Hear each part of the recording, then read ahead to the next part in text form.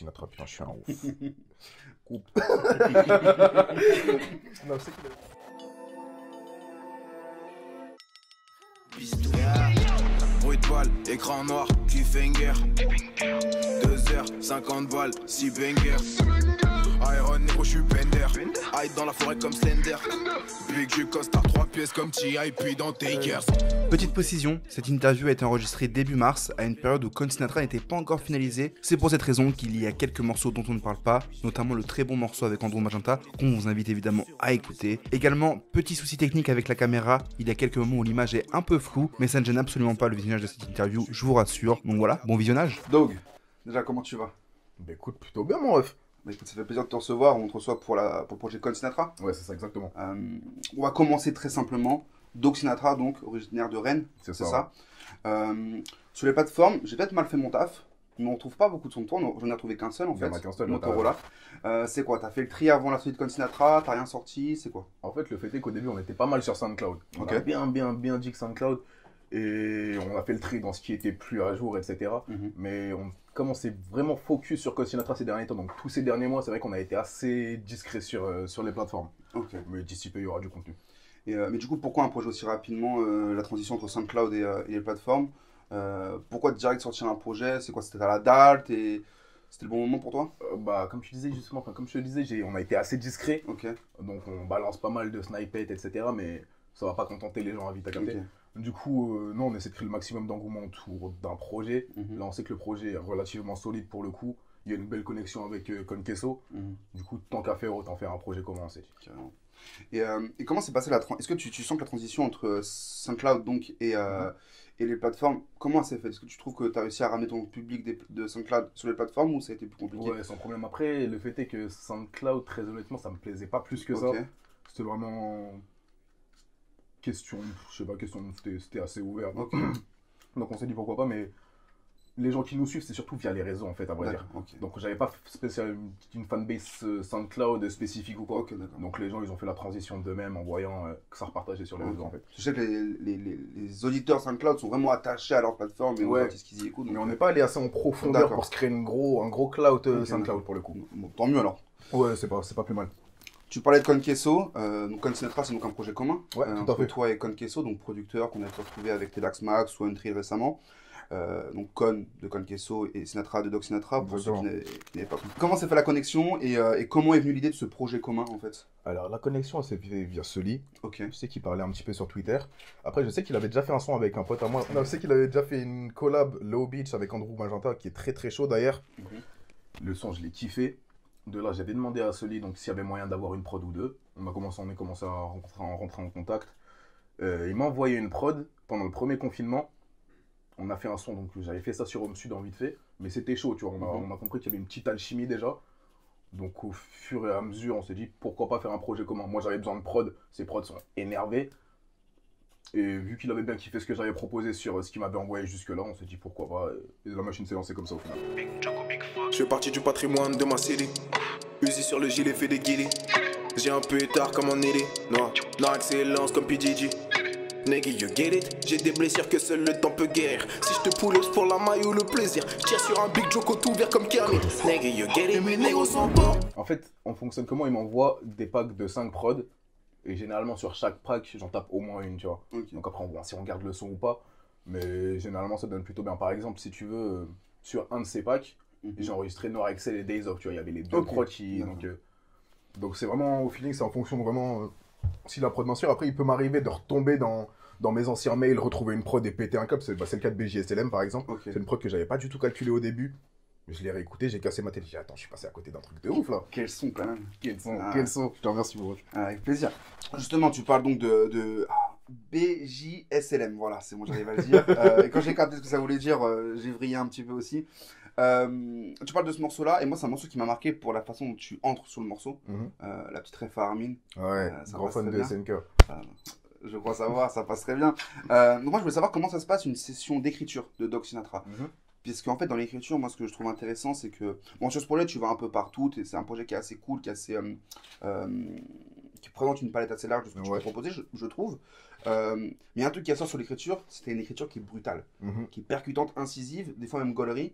Est-ce que c'est un truc que tu cherches à faire, de choquer l'auditeur, de le saisir, ou c'est plus toi, ta façon d'être En fait, ça se fait assez naturellement, j'ai envie de te dire. Genre, on a toujours une écriture assez crue, en fait. Ok. Donc, j'arrive pas à me retrouver dans quelque chose de trop lisse ou, par exemple, je serais pas foutu de faire un son complètement love, tu vois. Ok. Donc, c'est quelque chose, ce serait au-dessus de mes forces pour le coup. Mais non, après, j'aime bien cette attitude à, par exemple, faire gaulerie l'auditeur, par exemple. D'accord. S'il y a une phase en particulier, comme la phase pour Armin, par exemple, quand je la fais écouter à quelqu'un que je la vois qui gaulerie sur cette phase directement, je me dis j'ai réussi mon coup, tu vois. Et je l'ai fait de manière à ce que ce soit choc à ce moment-là, à ce que ce soit gaulerie à ce moment-là.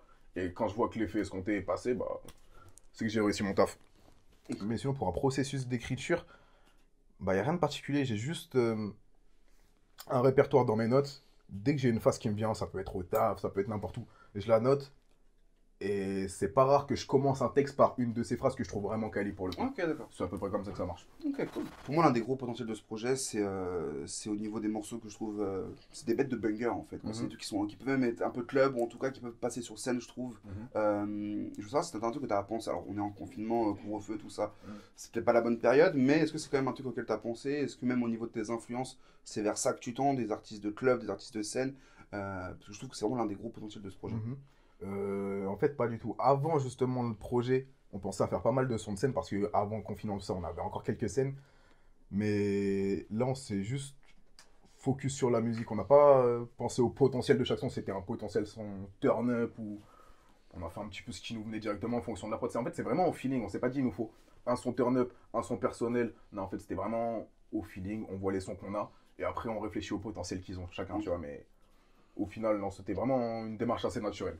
Moi, je pense surtout au morceau avec Adam Killa. Ouais. Déjà, est-ce que tu peux nous présenter Adam Killa? Moi, je le connaissais pas, perso. Il vient d'où? C'est qui? Comment s'est fait la connexion avec Alors, Adam Killa, c'est un rappeur de Chicago qui est très très chaud. Je sais que je l'avais découvert il y a quelques années. Je crois que j'étais au lycée carrément.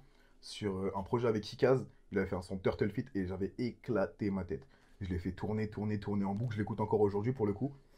Et de là, on s'est dit pourquoi pas, ce serait intéressant de l'avoir. Du coup, on l'a contacté. On a vu comment ça pouvait se passer. Si c'était envisageable, on lui a envoyé le son en question, il a kiffé, il a posé. Ok, d'accord. Terminé. Je pensais même pas que c'était un cani, tu vois. Si, c'est Ok, un je gars, vois, il c'est est genre très, très très fort. français qui Il perd a un en. feat avec Lil Uzi Vert là qui arrive Ok. bientôt en plus. Ok, tu vois, tu me. Donc là, il commence à prendre du galon pour le coup. Ok. Mais il est très très fort. Ouais, le morceau il tue. Mais je pense que moi, c'est un morceau vraiment, tu vois, je t'en prie, c'est un morceau pour moi vraiment qui rentre dans ce truc un peu turn-up, un peu club dont je te Ouais, parlais. pour le tu coup, vois. ouais. Ce morceau, genre pour la petite anecdote, c'est le tout premier son de Con Sinatra. Genre on l'a enregistré, on est en mars là, ça fait 1 an qu'on l'a enregistré. D'accord. Donc c'est.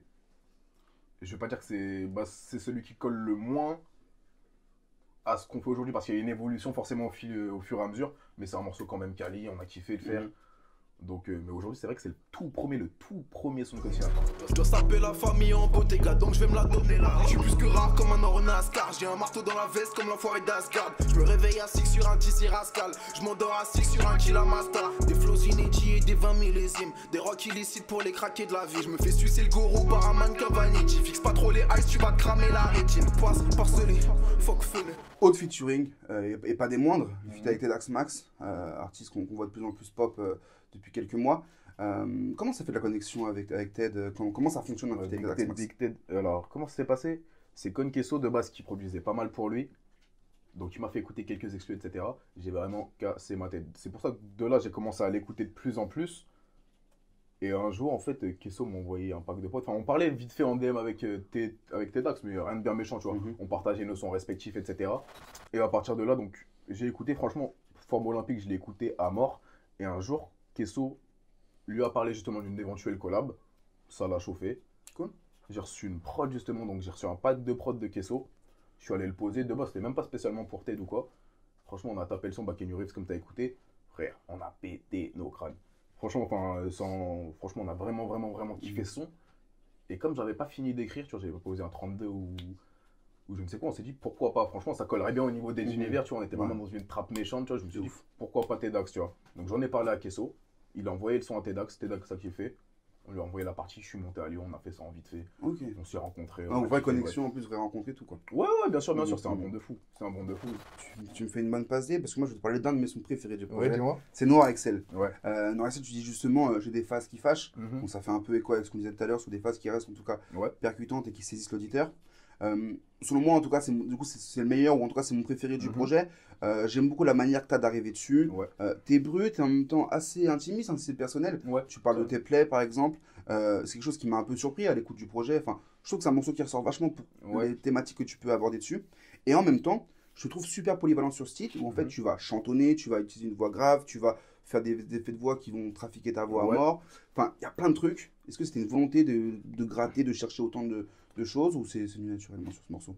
Je t'avoue, ça s'est fait au feeling. En vrai. J'ai écouté la prod. Et franchement, j'ai écouté la prod une première fois. Je ne l'ai pas calculé spécialement. J'y suis repassé le lendemain et c'est venu tout seul, tu vois. Genre, tu sais, la top line, etc. De base, je pensais même pas faire un son spécialement chanté ou quoi. Bon, après, il n'est pas uniquement chanté. Mais ça fait, je commençais à écrire, ça m'est venu vraiment naturellement. Et je me suis dit, putain, c'est lourd. Putain, c'est lourd. Du coup, je suis passé enregistrer chez Kyle. J'enregistre que chez Kyle, justement. Une grosse tête d'ailleurs. Et lui, il faut savoir, sur la post-prod, etc., il est chaud. Donc, c'est lui qui m'a vraiment orienté sur. Tiens, tente un peu la voix comme ça. De base, je voyais pas ça. Tu vois, je voyais pas un truc aussi poussé.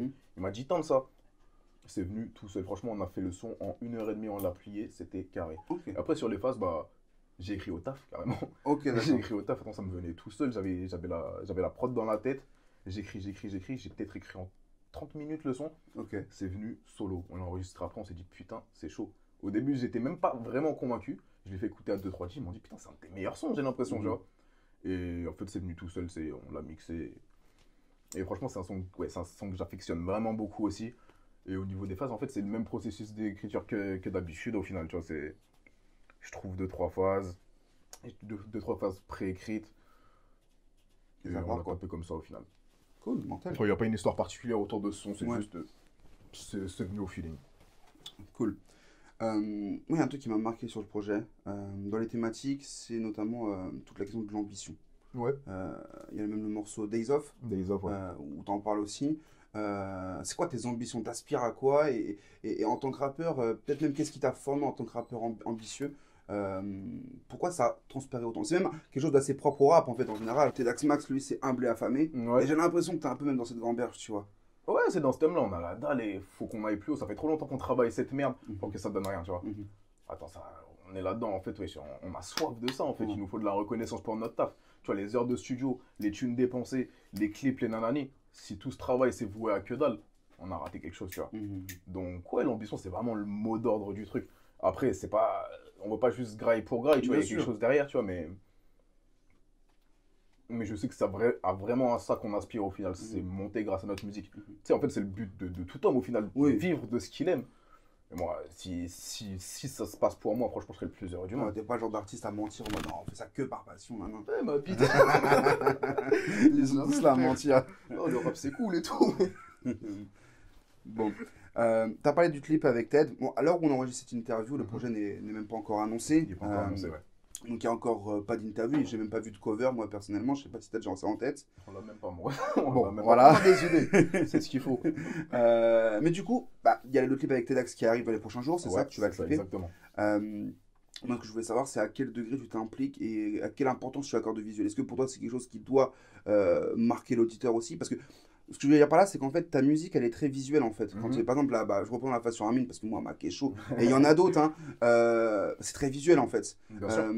Et du coup, pour un mec qui a une écriture aussi visuelle, à quel degré tu t'impliques dans l'imagination des clips, de la cover et tout ce qui va suivre derrière, quoi. Franchement, après, un bon clip, c'est nécessaire. Enfin, même si un clip, il y a le moins de trucs qui me dérangent, ça ne sort pas. Tu vois, c'est vraiment la première de couverture d'un son, au final, tu vois.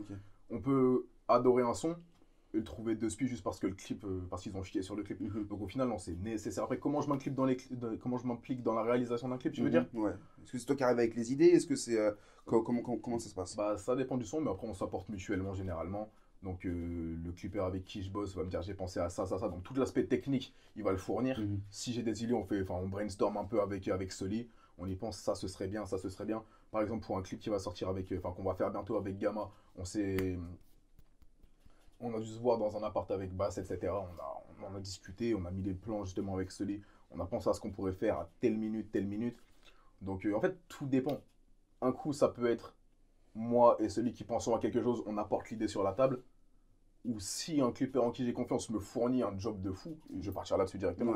Tant que ça concorde avec le son, avec l'atmosphère, avec le personnage, Franchement, j'ai trop rien à dire, tu vois. Je suis pas réalisateur, donc j'ai pas la prétention de pouvoir donner les meilleures idées, etc. Ça, c'est pas mon taf. Mais au final, si ça colle à mon atmosphère, à mon personnage, à ce que je veux représenter, ça part. Ouais. Ça part. Je vis tellement haut juste après c'est les terres. Je m'éloigne de l'Éden. Si je meurs demain, je crois que je vais cramer comme personne. J'ai 1000 sachets pour les clics, j'ai un sachet. Ça paye mon Prada et là je me sens handsome. Tu me parles de problème, mais moi j'en ai 1000. Les pieds se cautérisent tout avec le temps. J'écoute une oreille comme Van Gogh ou bien Holyfield. Il faut que je me relaxise avant 30 ans. T'as parlé du feat avec Gamma, qui est Ouais. pas sur le projet donc. Qui est pas sur le projet. Gamma, c'est un artiste que j'apprécie beaucoup aussi. Ouais, il est très très fort. Comment ça se connecte, même si c'est hors projet, comment ça se passe une connexion Doc Gamma quoi. Surtout que vous avez une écriture que je trouve assez différente en fait. Donc moi je suis vraiment curieux d'écouter ce morceau pour le coup et si tu peux nous en parler un peu. Gamma, c'était le manager de Gamma, justement, Bass. Donc, tu en avais parlé à celui qui trouvait intéressant de nous faire collab. Donc, moi, j'ai commencé à taper donc Gamma Bunta sur YouTube. J'ai trouvé ça trop lourd, tu vois. Genre, il a une manière, il a une plume très particulière, mais prenante de malade. Donc, vraiment, j'étais dedans. Je me suis dit, putain, il est chaud. Et j'avoue que, tu sais, croiser les manières d'écrire, genre, j'ai trouvé ça intéressant. Au final, le son est hella. Donc, franchement, c'était un bon pari de la part de Bass. On est allé au studio, c'est passé tout seul. Moi j'arrive à la fin, j'ai fini mes questions. C'était un vrai plaisir d'écouter ce projet. Qu'est-ce qu'on peut te souhaiter pour 2021 du coup avec la sortie de ce projet? Franchement, c'est quoi le disque d'or direct? Disque d'or? Non, on n'est pas aussi ambitieux, mais pourquoi pas? Non mais ce que je veux dire par là, c'est que est-ce qu'il y a d'autres choses qui vont arriver pour ton 2021 ou tu te concentres que sur ce projet-là? Est-ce qu'il y a... Pour l'instant, on est focus sur le projet et je pense que le reste va suivre au final. Mais 2021, au moins, se créer quelque chose de solide. Tu vois, enfin, j'ai pas d'attente particulière pour ce projet, je me dis juste que c'est un CV en fait. Comme tu as vu, il y a plusieurs flows différents. Enfin, d'un son à l'autre, ça peut changer complètement de mood. En fait, c'est un peu un CV de ce que je suis capable de faire, en fait, de ce qu'on est capable de faire. Donc, au final, j'espère que ça va juste parler aux gens, créer plus d'engouement pour balancer une suite correcte, en fait. Dans tous les cas. Non, puis c'est vrai que le projet, je le disais tout à l'heure un petit peu, j'ai pas trop insisté dessus, mais c'est vraiment un projet qui est beaucoup polyvalent, je trouve. Ouais, tout à fait. Et je te sens assez serein sur la proposition de ce projet, puisque vraiment on sent que c'est toi, en fait, quoi, tout simplement. En fait, on est convaincu, sans prétention ni rien, on est convaincu de la qualité. C'est important. On l'a charbonné. S'il n'y a pas les... Enfin, si les retombées sont pas à la hauteur de ce qu'on pensait, c'est pas grave. Oui, c'est qu'un premier projet. Mais tu sais qu'en tout cas, toi, t'es sur... on est sur la bonne lancée. On est sur la bonne lancée. Enfin, je l'espère en tout cas. Ouais, écoute, c'est tout ce que je te souhaite. Merci. Avec grand plaisir, moi. Je sais qu'elle est fraîche comme la rosée du matin. On a dormi sur le sol, maintenant je l'air que le satin. Cette foumasse est bonne, mais cette foumasse est vicieuse. Ou une bûche de bébé, on fume pas les piédeuses. Ramène-moi ton champion, je lui pète à son titre. J'aime ta immaculée comme une fleur de lys. Les cuisses qui se touchent, la charma qui bouge. 2-3 passes de C, là ceux-là qui double. Lâché sur Paris 5, mais je fais avant 12. On n'enfile plus les gants, moi je vois les goons. C'est virulent mais juste.